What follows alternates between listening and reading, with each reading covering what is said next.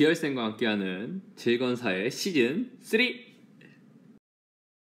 자, 저번 시간에 이어서 안진우 선생님이 또 돌아왔습니다. 자, 이번 단어는 2-4 고려 문화의 발전입니다. 불교 문화 속에 나타난 고려 사람들의 생활 모습을 살펴보겠습니다. 자, 어디서 나타난 불교 문화 속에서 나타난 어느 나라 사람? 고려 사람. 어느 모습? 생활 모습에 대해서 살펴보겠습니다. 자, 들어갈까요? 고려 시대는 불교, 유교, 도교 등 여러 종교가 발달하였습니다. 그 중에서 불교는 나라의 지원까지 받으며 발전을 이루어 문화 전반에 큰 영향을 끼쳤습니다. 자, 그럼 불교 문화의 발전이 고려 사람들에게 어떤 영향을 주었는지 한번 알아봅시다. 고려는 연등회, 팔관회 같은 불교 행사를 장려하고 크게 열었습니다. 연등회는 후삼국 통일을 한 태조 왕건을 기리고 부처의 가르침이 널리 퍼지기를 기원하며 사람들이 전국 곳곳에 등불을 밝혀 하는 행사였습니다. 팔관회는 원래 부처를 믿는 사람들의 8가지 규칙을 실천하는 의식이었지만 고려의 팔관회는 전통신앙을 지니면서 국토를 지켜준 여러 신에게 제사를 지내고 나라의 평안을 비는 행사였습니다. 나라의 평안을 비는 행사였죠. 그 팔관회를 알리는 행렬이 지나가면 전국 각지에서 온 사람들이 음악과 무용, 놀이를 즐기며 하나로 단결하였습니다. 팔관회에는 송해 상인과 연인족의 추장까지 멀리 아라비의 상인들도 와서 고려 조정에 선물을 바쳤습니다. 그리고 고려 왕실은 후삼국 통일의 업적을 기리고 고려 건국의 정당성을 알리기 위하여 커다란 불상과 탑을 만들었습니다.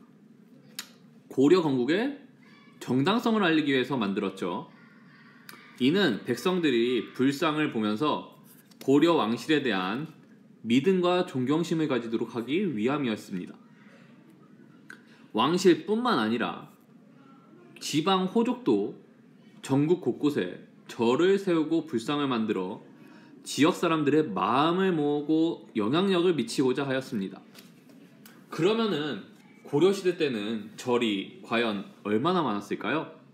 한번 알아보세요. 고려의 불상은 인체 비율이 맞지 않는데요. 이 인체 비율이 맞지 않는 고려의 불상들은 왕실, 귀족, 지방호족이 백성들의 민심을 모으고 영향력을 미치기 위해 만든 것입니다. 고려시대에 불교는 왕실의 보호와 지원을 받으면서 크게 발전하였습니다. 그래서 승려를 대상으로 한 과거도 생겼습니다. 승과라고 합니다. 왕자나 귀족이 승려가 되는 경우도 일어났습니다. 불교는 예술, 음식, 경제 등의 일상생활에도 영향을 주었습니다. 차를 즐겨 마시는 왕실, 귀족, 승려의 영향으로 백성들도 차를 마시게 되었습니다. 절은 불교의식을 행사하는 종교적 장소였을 뿐만 아니라 경제활동까지 이루어지는 곳이었습니다. 절에도 물건을 사고 팔기도 하였기 때문에 많은 상인들이 모여들었습니다. 그래서 절은 결국 왕실과 귀족으로부터 받은 땅과 활발한 경제활동으로 넓은 땅을 가지게 되었습니다.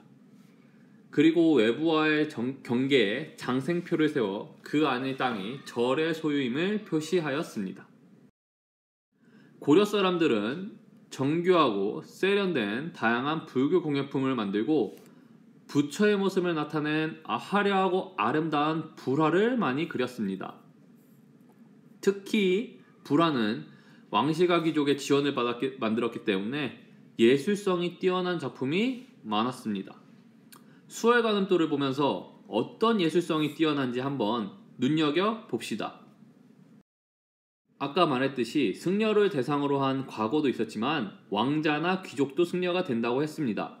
그 중 한 경우가 문종의 왕자인 의천입니다. 문종은 나라를 빛내기 위해서 왕자들에게 누가 승려가 되겠냐고 물어봤을 때 의천은 기꺼이 자신이 한다고 내세워 승려가 되었습니다. 어린 나이에 의천은 승려가 되기 위해 공부를 시작하였고 언제나 겸손한 마음으로 공부를 하였고 송까지 가서 불교를 공부하고 돌아와 고려의 발전을 위해서 끊임없이 노력하였습니다. 의천은 불경도 연구하고 화폐의 중요성을 알리고 이를 장려하였습니다.